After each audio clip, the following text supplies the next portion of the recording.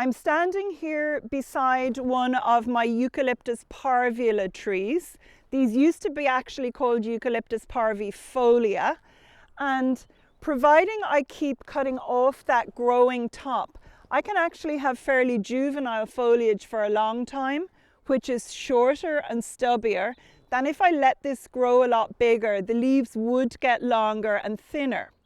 But one good reason for topping the trees and keeping them a manageable height is that it's much easier to access the vegetation.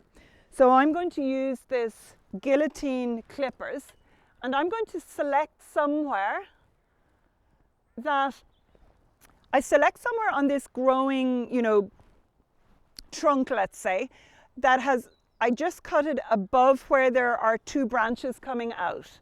So I just pull this, and hopefully, there we go. So I've made as clean a cut as possible. And I now have some beautiful fresh leaves to use in the studio. Now I can dry these and they can be reconstituted for future use, or I can just go and use them immediately. And so for now, that's sufficient.